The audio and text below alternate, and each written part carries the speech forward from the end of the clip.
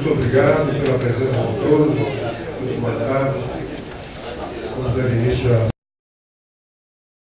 dos advogados brasileiros.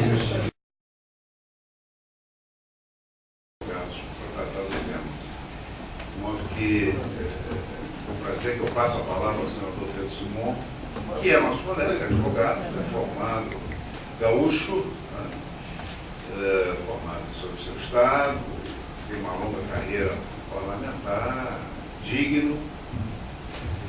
Alguém disse assim, não, o senhor é o nosso primeiro vice-presidente, Fernandes, o senhor é um daqueles poucos parlamentares que dá prazer de cumprimentar. Então, enfim, é uma alegria, portanto, termos Vossa Excelência aqui, senador Pedro Simon, para nosso deleite. Passo logo a palavra a Vossa Excelência para a sua palestra e estimo que a gente possa também fazer algum tipo de debate posteriormente. Obrigado. Prezado presidente, Dr. Fernando Fragoso, ilustre membro do Instituto,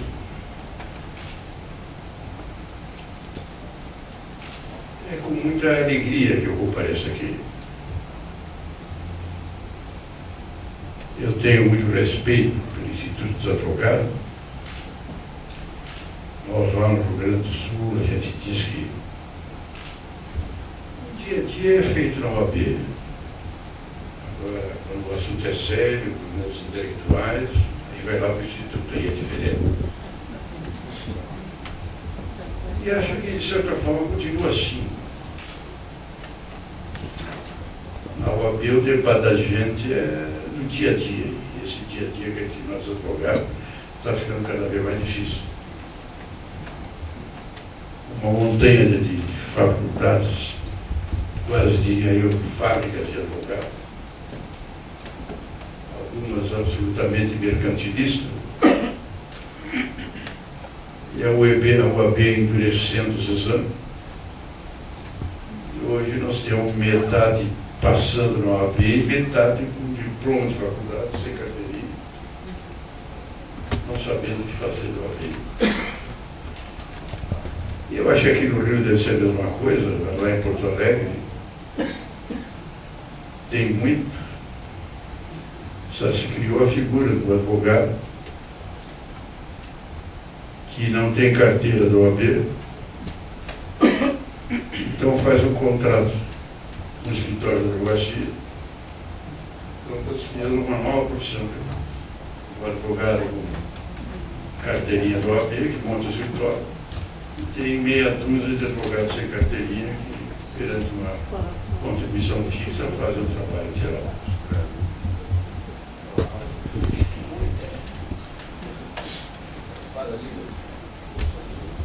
A imprensa está nos criticando, dizendo que esse movimento pela ética contra a corrupção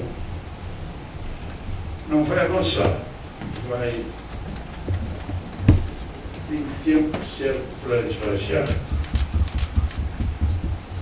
E o motivo, alguns até dos jornalistas que têm colunas mais respeitáveis, dizem que, no fundo, o motivo é que esta é uma caminhada vazia, que não tem um conteúdo profundo que mexa com o povo.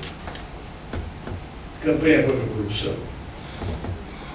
Mas um país como o Brasil, que é um país da impunidade, como é que consistia essa campanha? Os jovens foram para a rua e tiveram um movimento muito importante, o povo foi para a rua, os advogados, a OAB, o Instituto, o CNBB, a ABI, foram para a rua.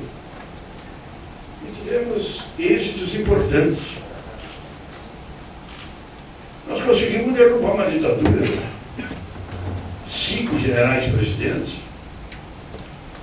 com toda a máquina política na mão, governadores todos nomeados. A imprensa nacional, a grande imprensa, toda fechada.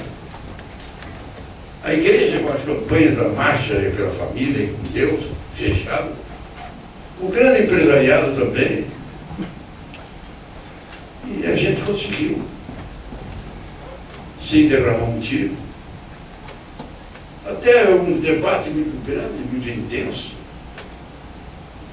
onde muitos defendiam uma tese que essa campanha era ridícula. Eu me lembro dos que chamavam e gozavam com a gente, dizendo, resistir até o último jeito. E, na verdade, achavam que essa era uma caminhada sem perspectiva histórica. Mas aonde que vão chegar? Como é que vão chegar? Foi difícil. Grandes líderes, como Brizola, defendendo a luta armada, outros defendendo o voto em branco, outros defendendo a extinção dos partidos, outros defendendo a guerrilha, outros defendendo o sequestro, movimentos todos que eram no sentido de... Um exemplo clássico era o de Cuba. Lá Cuba, que maravilha, que vitória. E a gente dizia que não dava para comparar o Brasil com Cuba. Que o problema de Cuba era descer da montanha e tomar conta da capital. No momento que pegaram a capital, terminou. E o Brasil, num país continente, a coisa era complicada. E hoje está provado no livro do embaixador Wilson Johnson que os Estados Unidos estavam preparados. Ali naquela madrugada, se o Jango, em vez de ir para o Uruguai, tivesse ficado para resistir, eles queriam interferir. A quarta frota estava aqui, e o que eles fizeram em El Salvador, o que eles fizeram no Vietnã, o que eles fizeram na Coreia, iam fazer aqui. E agora já tem vários estudos falando isso, que o ideal para muitos adversários nossos é Brasil do Norte e Brasil do Sul. O Brasil é um país muito grande e que mais dia ou menos dia pode atrapalhar o interesse de algum. Mas a caminhada foi levada adiante. E, surpreendentemente, de repente, não mais do que de repente, o povo se conscientizou que alguma coisa tinha que ser feita. E o povo foi para a rua. Os primeiros movimentos, a imprensa ridicularizou. Chegou ao máximo quando a primeira grande concentração que reuniu muita gente, não recordo agora se 200 tantas mil pessoas, em São Paulo, no dia 25 de janeiro, o aniversário da cidade de São Paulo. O Jornal Nacional, aquilo que tinha empolgado o Brasil inteiro, aquela luta, não botou uma notícia. Como era o aniversário da cidade de São Paulo, o Jornal Nacional todo foi feito em cima das festividades, a inauguração da praça, a corrida, não sei o quê, a festividade em torno do aniversário da cidade de São Paulo. No dia seguinte, as caminhonetes da TV Globo estavam sendo tiradas. E havia uma movimentação das pessoas revoltadas com aquilo. E esse talvez tenha sido a gota d'água, mas a verdade é que a Rede Globo e a imprensa começou a dar cobertura, até porque os movimentos eram aumentando aqui no Rio, mais de 1 milhão. E o movimento veio crescendo e crescendo.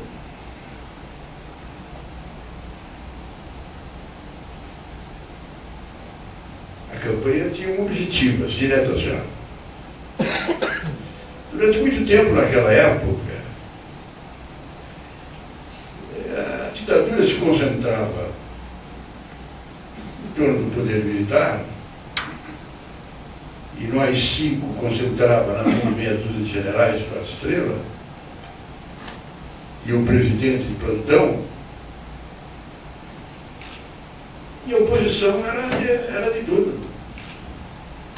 Nós no VLMDB, a gente acolhia todo mundo. A oposição é contra a ditadura, é contra a tortura, é contra a falta de liberdade da imprensa, Tu quer democracia? Quer. Então, vamos para cá. O negócio é tirar para o lado de lá. E a nossa vida era anárquica. Tem um grupo que queria a luta armada, sequestraram um senador e fizeram tanta coisa. Tinha os outros que queriam uma guerra civil, pegaram 1 bilhão do Fidel Castro, iniciaram o movimento lá no Rio Grande do Sul, que não resultou em nada, mas em compensação, que tem gente que morreu, que apanhou por causa disso, e que caçaram e atrasou o nosso movimento. Na campanha de 1970, fizeram o movimento do voto em branco, o MDB entrou em 3º lugar, primeira arena, segundo o voto em branco, e lá atrás o MDB ficou reduzido a 7 senadores em Brasil, o resto tudo foi. Então, cada um defendia uma tese. E a gente não conseguia avançar. Foi quando a gente se reuniu e disse, nós temos que ter um objetivo. Está certo que nós não vamos poder discutir, botar um motivo de uma bandeira ideológica, conteúdo social, político, econômico do movimento. É um movimento pela liberdade. Pela liberdade nós temos que lutar para trazer a liberdade. Mas nós temos que dizer quais são as formas pelas quais nós queremos a democracia. Quais são as formas, o caminho que nós estamos encontrando. E aí se tomou uma decisão. Nós vamos lutar diretas já. 2, fim da tortura. 3, liberdade de imprensa. 4, anistia. 5, convocação de uma Assembleia Nacional Constituinte. Essas são as nossas bandeiras. Quem quer participar do nosso movimento conosco é essa bandeira. Quem quer luta armada vai por lá. Não vamos trabalhar juntos. Às vezes nós respeitamos, faz bem entender, mas quem quer outro caminho, siga outro caminho. E a partir daí, nós conseguimos ter dentro da heterogeneidade, um governo, um conteúdo político mais organizado. E foi aí, na campanha das diretas já, que nós começamos com o doutor Ulisses. Eu era primeiro vice-presidente do partido, passei a fazer a coordenação. Nós começamos com meia dúzia de pessoas. Direta já, não sei o quê. Mas foi não crescendo. Foi não crescendo. E tinha esse fato novo. De repente, a gente conversando com a sociedade e a gente mostrava qual era a nossa bandeira, na peça. E todas não tinham resposta negativa. Nem a direta, nem a anistia, nem a constituinte, nem uma imprensa livre, e nem o fim da tortura. Aí apareceu a emenda Dantas de Oliveira, que era a emenda das diretas já. E a campanha foi feita nesse sentido, diretas já, diretas já, diretas já, a emenda Dantas de Oliveira. E foi crescendo, e foi crescendo, e foi crescendo. E foi o dia da eleição, da votação. Nós perdemos. Não é perdendo. É emenda constitucional e tem o quórum da maioria necessária para a emenda constitucional. Nós não atingimos. Faltaram 9 para nós atingir. Nós tivemos 3 vezes mais, 4 vezes mais do que os negativos. É que naquela véspera da eleição, o Exército e a televisão praticamente fez uma guerra. No dia da votação, o Congresso estava todo cercado do Exército. Todo cercado. Tanto que 1/3 dos parlamentares não foram votar de medo. E a portaria era generalizada. Passou a emenda, fecha o Congresso, faz isso, faz aquilo, faz aquilo, faz aquilo. Caiu a emenda. Caiu a emenda, e aí nós ficamos, não tem como fazer. Caiu a nossa emenda. Qual é o nosso problema? Qual é a saída? É luta armada, o pau, vamos ver o que vai acontecer. Aí nós abordamos uma bandeira quase que impossível. Toda a nossa caminhada foi no sentido de desmoralizar, porque eles criaram pelo adicional uma eleição. Fazer uma convenção da Arena, entre aspas, escolhiam um candidato que os generais indicavam, agora era o general fulano, então o general fulano era indicado, e reuniam um congresso onde, com medo de não ter maioria, botaram os biônicos, não sei mais o quê, e faziam uma eleição para escolher o presidente. E nós dizíamos que o colégio era um escândalo, era imoralidade, era indecência. Tanto que eu também lancei um anticandidato, eu fui o doutor Ulisses, candidato a presidente da República. Eu estou chegando agora da BI, como presidente da BI na época, que era a figura extraordinária de vice-presidente, o Barbosa de meu sobrinho, e foi uma coisa interessante. O Kaiser, candidato a presidente, não saiu de Brasília, ou daqui do Rio, não sei na que idade, e o Ulisses e o Barbosa Lima percorreram o Brasil inteiro. Comícios e mais comícios, com uma infinidade de gente, conhecendo plataforma de verdade. Aqui estamos nós. Temos candidato, temos plataforma e temos voto. Lá está o outro de Brasília, o general, que só tem mais meia dúzia de general. E ele vai ganhar. Então nós desmoralizamos o colégio eleitoral. Toda a nossa campanha era contra o colégio eleitoral. Uma derrota da emenda das diretas já, que sobrou para nós. Veja que foi difícil. Mas nós vamos para o colégio eleitoral. Então, disse o doutor Davi, nós vamos para o colégio para destruir o colégio. Eu diria que o povo aceitou porque o povo queria aceitar. Quer dizer, o povo estava compenetrado, entendia, compreendia o movimento, porque a tese, nós mesmos dizíamos, mas como é que vai aceitar isso? Como que, cara, eu mesmo dizia lá, olha, eu não vou mandar o povo para o colégio eleitoral. Eu não vou para o colégio eleitoral. E não vou lá no Rio Grande do Sul pedir licença para mim ir para o colégio eleitoral, porque eu falei tanto contra. Agora, se o pessoal lá do Rio Grande do Sul se reunir e me mandarem ir, eu obedeço. E foi o que aconteceu. Começou a haver um movimento para destruir o colégio eleitoral. E aconteceu o impossível. É verdade que a Arena nos ajudou botando uma lufa. Facilitou o nosso trabalho, deu uma bandeira a mais, além das outras, deu uma bandeira a mais. E ganhamos a eleição. E ganhamos a eleição. Tanto que eles fizeram uma vontade conosco, porque não podia ter problema, no nosso contrato não entrava a morte dele, não podia ter. Morreu e deixou saber. Mas, na verdade, o Sarney, como o Sarney e tudo, saiu a Assembleia Nacional do Sul, terminou a tortura, se criou as diretas, já se fez a transformação e o Brasil mudou. Essa foi uma grande verdade. E veio a Assembleia Nacional Constituinte, e veio as eleições diretas, e fim de tortura. O Brasil mudou. Mas a verdade é que toda essa caminhada tinha esse objetivo. Tinha essa razão de ser. Alguns anos depois, uma coisa inédita, o presidente, o método legislativo que fizeram, o senhor Collor, e se cria uma CPI. A CPI foi criada não para caçar o Collor. Foi criada por causa das denúncias do irmão dele, o Pedro Collor, contra o PC Farias, que era o tesoureiro da campanha, mostrando os escândalos da campanha, quando eles se reuniram lá na China e desejaram o primeiro milhão, não sei mais o quê, não sei o quê. Mas no meio disso apareceu um motorista. E esse motorista começou a contar coisas.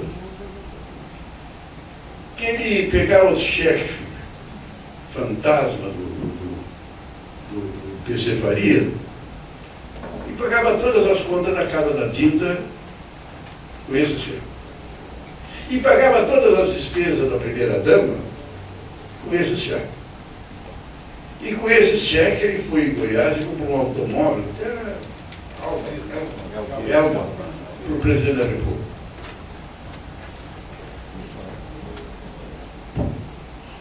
quando ele foi para a rua, foi para a televisão, pedindo ao povo que de verde e amarelo, pintasse a cara de verde e amarelo para pedir que iam dar um golpe contra ele, a mocidade foi para a rua de preto. Toda de preto. E ele foi caçado. A campanha do Fora a Cobra. Mas tinha um motivo. É que nós, às vezes, hoje eu morro de vergonha. O Collor, no governo dele, pode ter muitos escândalos, mas na CPI ali, nós caçamos o mandato dele, por as contas da Casa da Dívida, hoje tem cheque, todo mundo tem um cartão corporativo para pagar a conta de todo mundo. E é secreta, ninguém pode ficar sabendo. Por as contas da mulher dele, social, festa, vestido, não sei o quê, foi o Caruaru. E ele foi caçado.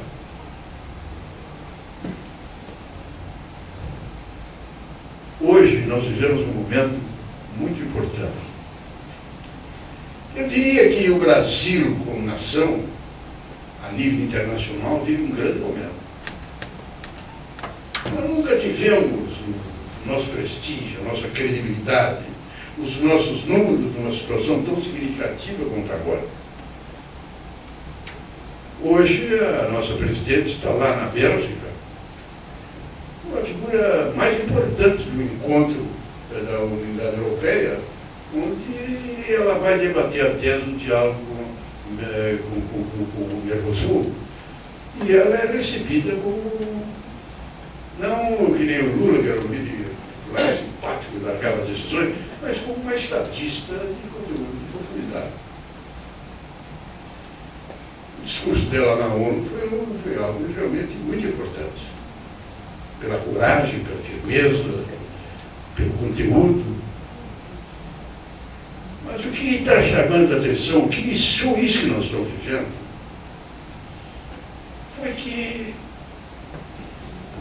vitoriosa a democracia, caiu a ditadura.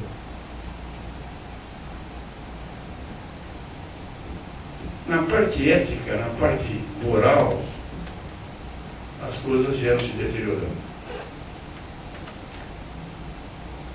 No governo do Sarney, muita coisa. No governo do Fernando Henrique, as privatizações, teve o caso da Vale do Rio Doce, que na hora que foi decidida a privatização, se organizou um grupo. Lá está o Antônio Hermílio de Moraes, as grandes empresas da mineração. 10 dias antes, um grupo meio de aventureiros se reuniu, organizou um grupo e ganhou. Ganhou porque os fundos de pensão da Petrobras e do Banco do Brasil, por determinação do governo, deixaram aquele grupo de lá e vieram para esse grupo, que criou uma empresa com 10 dias. E a Vale foi vendida por 3 bilhões emprestado pelo Banco BNDES. Hoje vai para 40 bilhões. Os caras vieram à tona. O ministro, depois do debate que nós tivemos no Senado, se demitiu publicamente do Senado, pegou o telefone e pediu demissão. Mas nunca se averigou. A reeleição, e esse foi o mal do governo do Fernando Henrique, que tem muitas coisas boas, eu estou apenas aqui salientando de fato pela importância do conteúdo, mas eu não estou desmerecendo as coisas altamente positivas que vieram do governo do Fernando Henrique. A começar por aquele que nem foi meio Fernando Henrique, foi o Itamar, mas o Fernando Henrique consolidou, que foi o Plano Real, que é aí que mudou toda a história do Brasil. Mas a reeleição não era para ser. No entanto, uns 40 deputados ganharam muito dinheiro para votar ter essa reeleição. A emenda da reeleição. Naquela época, o PT, na oposição, era um partido fantástico. Eu tinha até inveja. Lutador, firme, debatedor. Era um grande partido.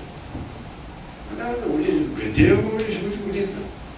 Seus filhos fazer um partido sem nem, como podia se imaginar, composto do ranço do sindicalismo, aqueles pelegos que vinham do tempo da ditadura de Getúlio, não foi aquela gente, nem patrocinado por grandes multinacionais que botassem gente na frente. Não, fizeram um grande partido.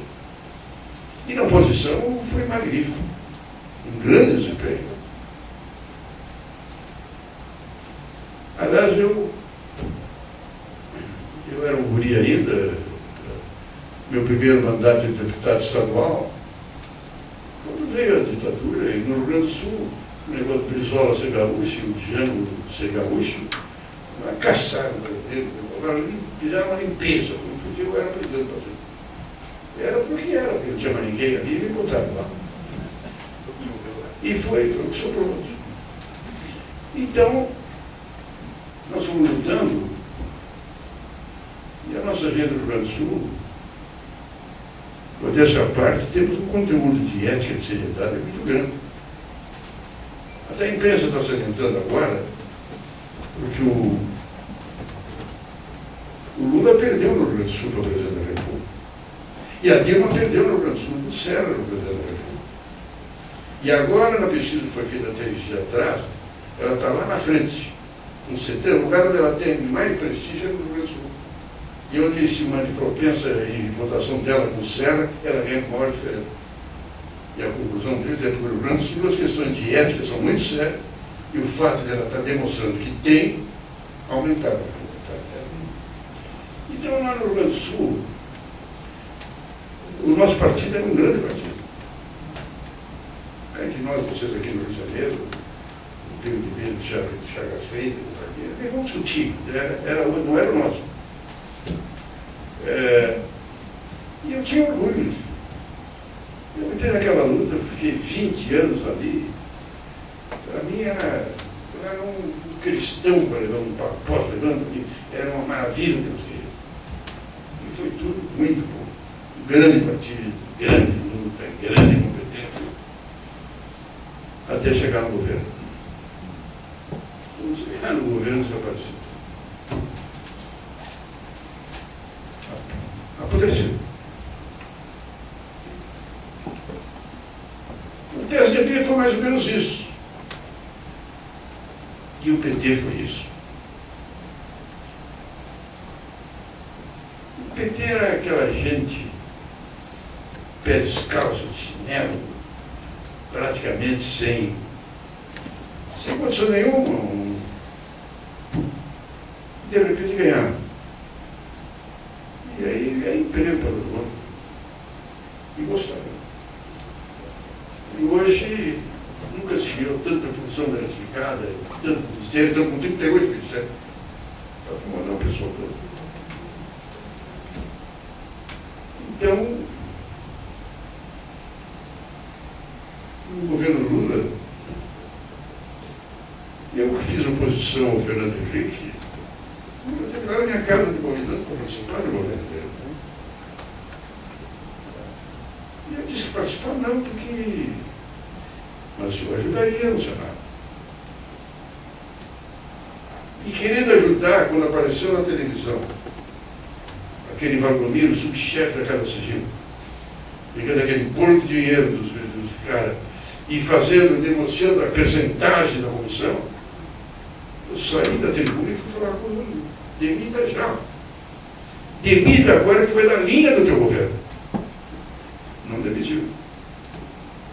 Não demitiu e não deixou nós criar a CPI. Eu tive que entrar no Supremo Tribunal. E o Supremo deu a CPI. Mas deu um ano depois. Um ano. E um ano depois não era mais Banco Milhão, ele só não. Porque como ele não tinha dado a orientação, ele passou isso para ele. Fernando Henrique não demitiu ninguém por corrupção.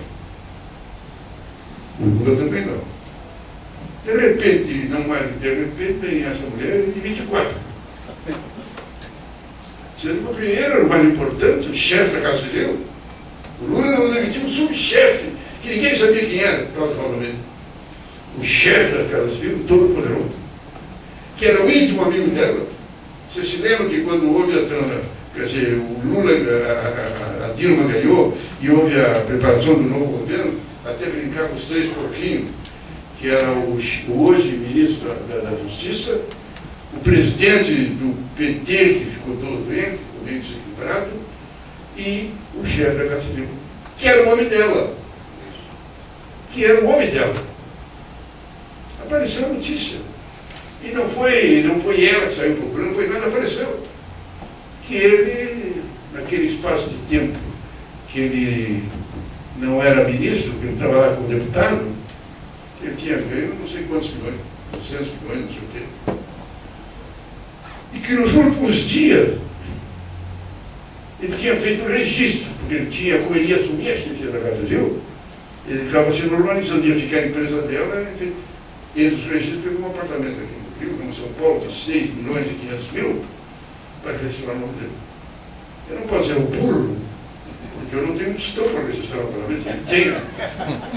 Mas foi uma estupidez.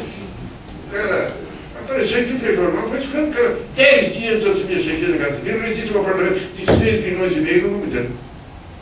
E foi através disso que o negócio veio para a imprensa, veio manchete, veio manchete. O Lula foi a Brasília, se reuniu com o Sarney, com os líderes, dizendo, não mexer nele. O Procurador-Geral da República, na denúncia feita, mandou arquivar. A Dilma demitiu. E depois o ministro da Agricultura. E depois o doutor Hilo. Não é o caso do Jubim, porque o Jubim foi um bate-boca, assim, não se gostava. É que nem o Lula disse com razão. Gaúcho é assim, se gosta, não gosta, se não gosta, não gosta. Então ele saiu. Com isto, começou a surgir um movimento no Congresso, na imprensa, de resistência. Não, porque agora os líderes vão se movimentar, os projetos que ela pensa que vai passar não vão passar, vão derrotar. Até se falou que havia um movimento para pedir o afastamento dela. Foi aí que nós iniciamos uma movimentação no sentido de resistir à presidência. Porque a verdade é que a presidência do Brasil é escrava, né? Tem uma palavra que se chama governabilidade, que é um termo bonito, mas no Brasil virou palavrão. Porque a governabilidade é não tem maioria, então tu compõe a maioria, então tem princípios, então tem tema. Claro que também, de cargos, etc e tal, mas dentro do ambiente. Não, no Brasil não. No Brasil a tal da governabilidade é futirandeiro. É o partido tal, que nem aconteceu. O Ministério do Transporte era do partido tal e era tudo ali, era comunista, tudo era feito da mesma maneira. Então se fez esse movimento, no sentido de que ela continue nesse movimento. Não está sendo fácil. Ela, eu posso dizer que, ao que eu sei, não cedeu nenhuma da sua língua. Mas também ela parou, por exemplo, o inteiro, como é que é? Fazendo a limpeza, a faxina, ela está parando de usar porque está morrendo dela, então não é a faxina, o mal feito. Não tem, primeiro, não tem como eu vou fazer a faxina, agora, eu não tenho compromisso com o mal feito. É, mal feito.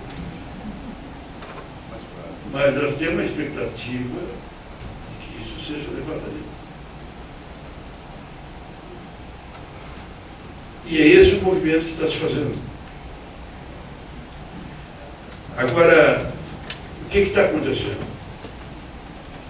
Esse movimento, a OAB está na frente, a ABI está na frente, a CNBB está na frente, mais 40 entidades, os estudantes, não a UNE, porque a UNE agora tem interesses diferentes. A UNE defende a sede própria mais bonita do mundo, meia entrada e liberdade sexual. As bandeiras dela hoje. Talvez ela chegue lá. Mas os jovens não, os jovens estão na rua. E estão se movimentando. Aí vem a imprensa e diz, com certa lógica, esse movimento não vai adiante. Ninguém vai para a rua com uma causa abstrata contra a corrupção. Mas isso aqui contra a corrupção no Brasil é uma coisa engraçada, porque para ver por que tem tanta corrupção no Brasil. O Brasil é o país da impunidade. Não tem Não tem que agora, a UCA foi da justiça brasileira. Foi um grande avanço criar o Conselho Nacional da Justiça. E nós criamos o Conselho Nacional da Justiça, o ministro Jobim, exatamente com pessoas da própria justiça. Muita gente achou que não devia ser, porque gente deles ficaria só entre eles, tinha que ser um órgão imparcial de toda a sociedade. Não, então devia dizer. E as coisas começaram a aparecer. E uma procuradora, talvez até, ela disse a verdade, mas talvez tenha exagerado no adjetivo, e o presidente Supremo mandou uma nota contra ela, pedindo para mudar, praticamente para fechar o Conselho. O Conselho, o que eles querem? O Conselho continua. Mas o grande mérito do Conselho hoje é que a corregedora é o juiz está, é o desembargador está, é o ministro tal, tem um centro, traz e vem julgar aqui. O que eles querem? É um juiz, vai ser julgado lá no município. É um desembargador, vai ser julgado lá no Estado. E em grau de recurso, pode vir para você. Recurso é o que o Brasil mais tem. Recorre, e nunca acontece nada. Então, nós estamos nesse desafio. Mas todo mundo sabe que o Brasil é um país de impunidade. Olha, o meu amigo maluco ontem foi processado pela 20ª vez. Já foi condenado 40 vezes. Mas nunca passado em julgado. Sempre recorre. O juiz condena, recorre para o tribunal. A junta do tribunal condena, recorre para o pleno. O pleno condena, recorre para o Tribunal Superior. A junta do Tribunal Superior condena, recorre para o pleno. Se é político, condena, recorre para o Superior Tribunal Eleitoral. Condena, vai para o Supremo. São 6 recursos. E ele é condenado, recorre, sempre liberdade. Então, um político, um malandro, um cara que tem dinheiro, ele não pega um advogado para absolver. Eu quero que vocês me dêem o nome de um grande advogado que é craque porque terreno de absolve. Não. Ele pega o advogado para empurrar para a barriga, para ele não ser julgado. Para ele não chegar à condenação definitiva para prescrever. Então é 1 ano, é 2 anos, é 3 anos, é 4 anos, é 5 anos, prescreveu. Essa é a nossa realidade. Essa é a realidade do Brasil. Na justiça, antes de ter esse conselho, só tem uma pessoa que foi condenada a entrar na cadeia. Cadeia em casa. E aquele Nicolau foi presidente do Tribunal do Trabalho de São Paulo. Mas também foi um escândalo tão grande que, meu Deus do céu.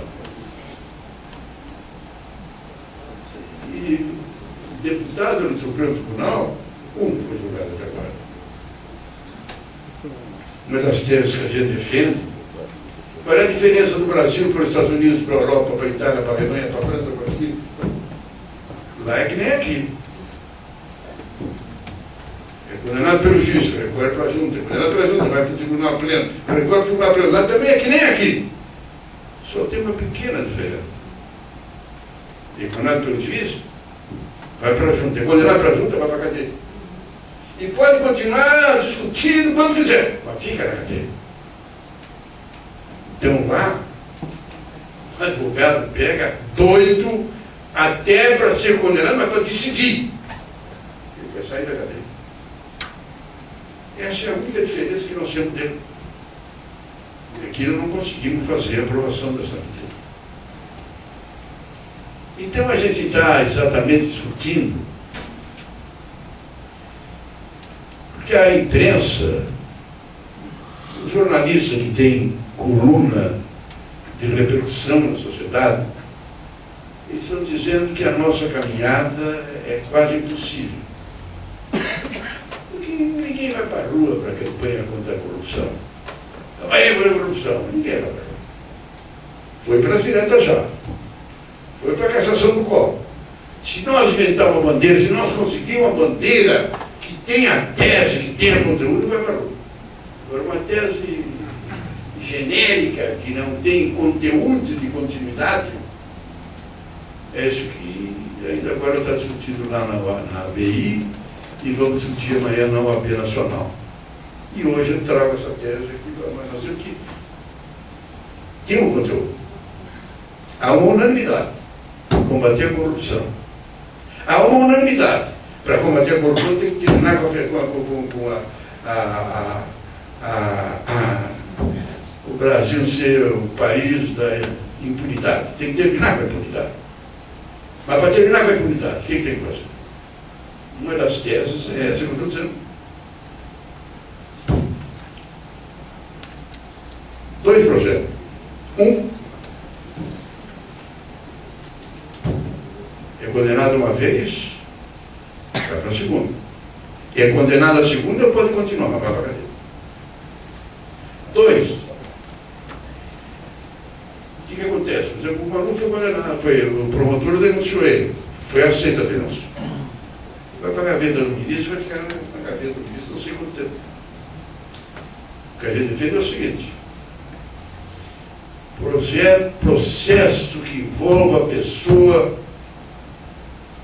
contra o patrimônio público em termos de corrupção. O delegado de polícia tem que julgar esse processo em primeiro lugar, não pode ficar na gaveta do delegado. O promotor tem que fazer a denúncia desse processo em primeiro lugar, não pode ficar na gaveta do delegado, do promotor.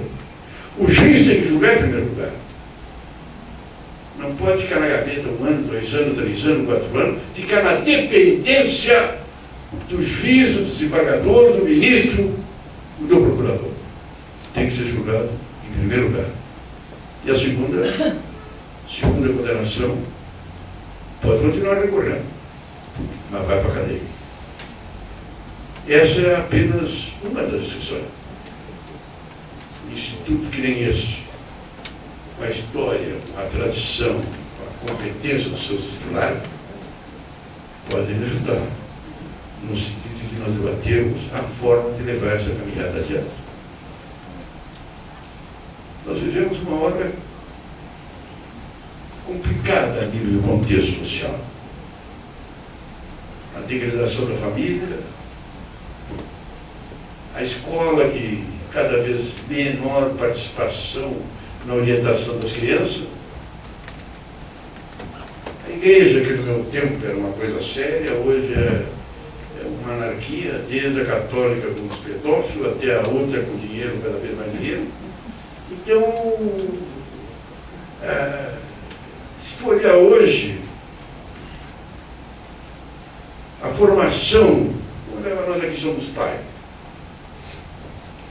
A minha influência da minha mulher em cima do meu filho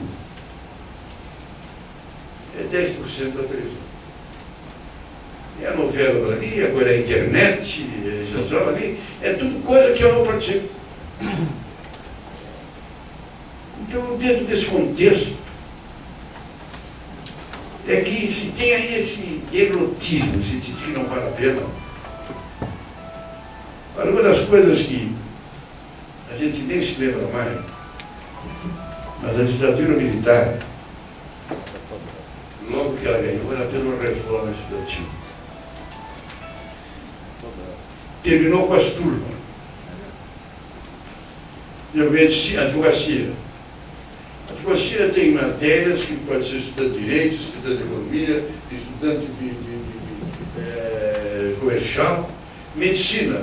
Tu não precisa tirar primeiro ano, segundo ano, terceiro ano. Precisa 3 matérias agora, 2 matérias depois, 3 matérias depois. Hoje, os caras que estão se formando, talvez 5 começaram no vestibular em Jericoacoara. Isso foi feito deliberadamente para desagregar, porque o movimento estudantil era muito forte. Tanto que no 288, vocês talvez nem se lembram, foi um decreto da ditadura que punia o estudante proibido de estudar. O estudante cometesse, mas no mundo eu nunca vi uma coisa dessa. O cara podia até ser preso e continuava estudando preso. Não, no Brasil era proibido de estudar no estudante. Então, isso tem vindo num longo período nesse sentido. E fazer uma tentativa, no sentido desse conteúdo de ética, de moral, de seriedade, precisa ser feito. E não é fácil. Vocês vão olhar para o Congresso Nacional. Agora não. Os deputados federais têm direito, senadores, a um apartamento em Brasília. Ou então, se não tivesse apartamento, uma ajuda de custo. Hoje isso também os deputados estaduais que moram aqui. E hoje os juízes, os desembargadores, os ministros supremos também têm direito a uma ajuda de custo moradia. O cara está ali em Brasília, está há 20 anos ali. Não depende de eleição, não depende de poder. Essas coisas vão se espalhando, vão se espalhando, vão se espalhando.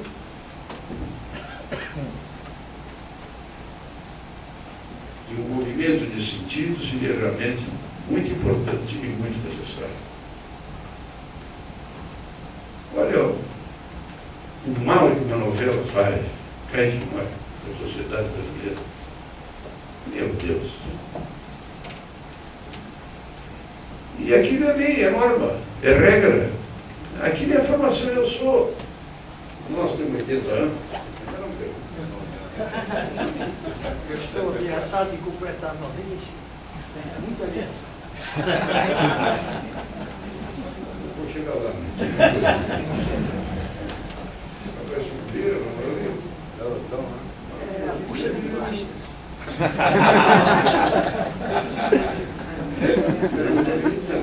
Deve ser mesmo. O olho aqui, o número aqui, é caraca, não. A grande verdade é que a gente vai levando,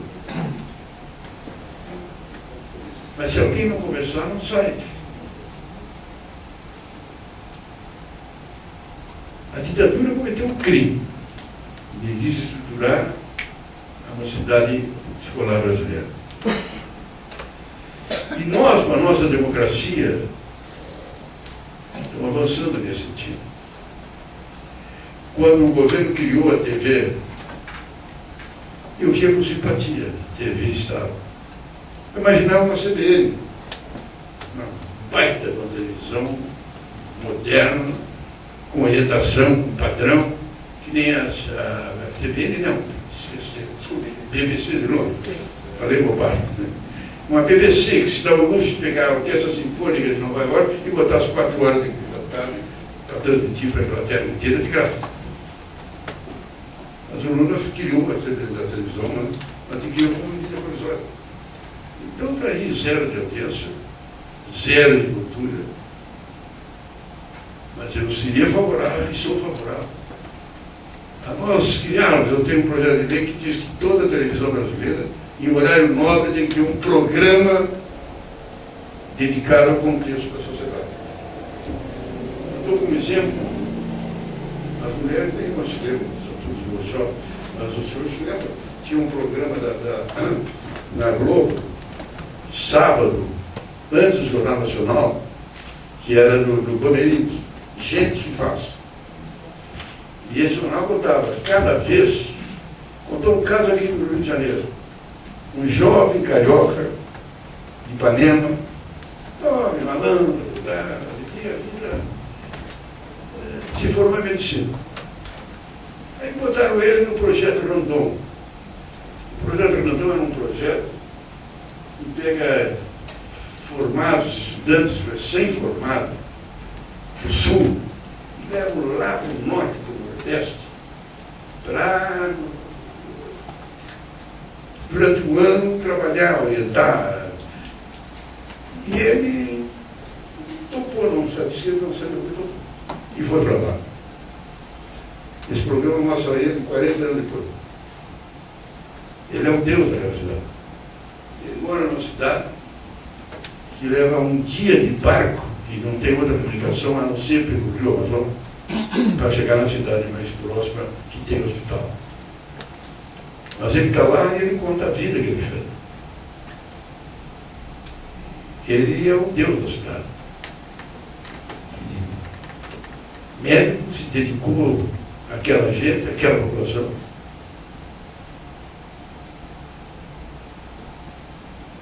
Em Brasília, os índices de reprovação das universidades, das escolas públicas na universidade são quase totais. O grupo de jovens das escolas particulares, que estão muito bem na escola pública, estão muito bem na universidade, criaram uma entidade. Prepara os alunos da escola pública para fazer o vestibular. E 90% deles estão passando. E faz isso gratuitamente, um gesto de grandeza, chamando os caras que querem fazer coisa. Essas coisas têm que se mostrar, e tem aos milhares essas questões de organização. Esse lado positivo tem que aparecer. Ele tem uma regra, e ela é verdadeira. Fala para o jornal, na televisão, o dono vai dizer: notícia boa, ninguém toma conhecimento. Não vende jornal. Não vende jornal. Tem que ser notícia boa. Por isso tinha um amigo meu lá da Januário Porto Alegre, que era o diretor do jornal, e falando de um negócio que ele tinha feito de uma maneira tão deturpada da Assembleia Legislativa, viu? Mas tem tanta coisa positiva, tu não pode contra essa? Não. A coisa positiva vocês são feitos, vocês ganham para fazer. Quer ser jornal, tem que ser uma coisa positiva espetacular. Agora, a coisa é, quer ver uma coisa? Sai daqui e desce ali. Se um cachorro te morder, tu não sai nem no noticiário, isso é notícia. Quer ser capa do jornal, morde o cachorro. Infelizmente é a verdade. Mas isso não impede de tu mostrar as coisas positivas que existem e que podem ser configuradas a serem repetidas. Agora eu disse que uma pergunta, se eu não quiser, né? Eu não sei demais. Muito bem. Eu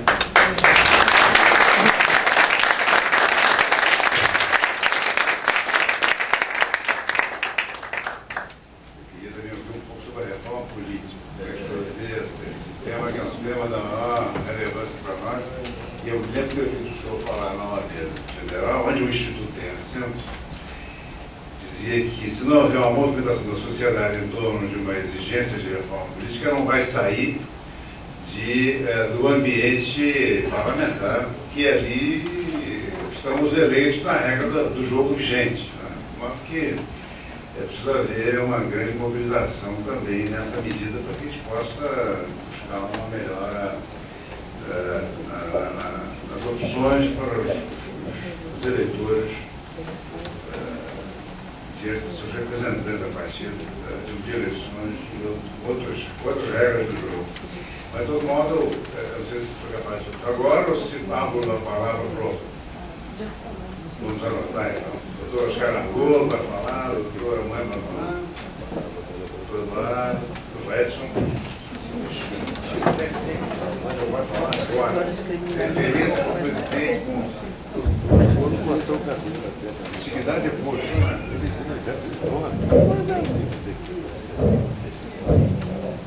A última vez que eu tive o prazer, a última não, a única vez que eu tive o prazer de ouvir pessoalmente o senador Pedro Simão foi no Congresso da Ordem Santo de Porto Alegre, quando Sua Excelência era governador. De lá para cá, não ouvi mais, senão agora, que me deixou encantado pela sua coerência. Eu só queria, para não me alongar, falar num assunto, um problema, de que eu tive conhecimento hoje que deixou estarrecido, senador. Nós que falamos tanto de moralidade, probidade, publicidade. Li hoje embora extraído da internet, mas com os dados obtidos do próprio Supremo Tribunal Federal, de autoria de um jornalista e professor cujo nome não me recordo, mas parece que é Carlos Vilas, que o Supremo Tribunal Federal tem milhares de funcionários para 11 ministros, 16 seguranças para cada ministro. Cada um deles tem segurança pessoal, inclusive nas suas residências, com orçamento astronômico, que ninguém sabe precisar de qual é. Realmente me deixou perplexo. Eu sempre soube que o Supremo não era um colégio de anjos, mas também nunca supus que descesse tanto, que tivesse tantos segredos, tantos sigilos, tantas coisas, tantos malfeitos em seus bastidores. Não sei mesmo mais em quem confiar. Então é preciso pôr um paralelo a isso. E esta casa, senhor presidente, quando foi suscitada pela Ordem dos Advogados a criação de um autêntico Conselho Nacional de Justiça, foi aqui no Rio, a vanguardeira da discussão, da defesa acirrada da aprovação desse projeto. Aqui nesta casa, em calorosas discussões, tivemos 4 seguidas sessões com pareceres memoráveis, 2 dos quais o nosso ex-presidente Herman Baeta, pela aprovação do Conselho Nacional de Justiça. Todos os que apoiavam, defendiam essa tese, essa moralização do judiciário, foram vítimas de campanha de má-fé, atribuindo àqueles que defendiam, que esposavam essa tese, que queriam, que pretendiam nada mais nada menos do que o descrédito do judiciário, a intervenção na atividade jurisdicional, o cerceamento da liberdade da condição de cada magistrado. E sabiam que nada disso era verdade, que defendiam, ao contrário, a moralização do judiciário, o resgate do crédito judiciário, como o Conselho Nacional de Justiça agora está tentando. Esses pareceres postos nos nossos anais, nas nossas revistas, e o Instituto Eu Estou Certo, que continuará com esta coerência, com esta coragem, com isso testemunho nesta campanha. Espero ainda que o apelo à campanha desencadeada contra a corrupção tenha o apoio entusiasta desta casa para que seja fiel à sua tradição. Obrigado.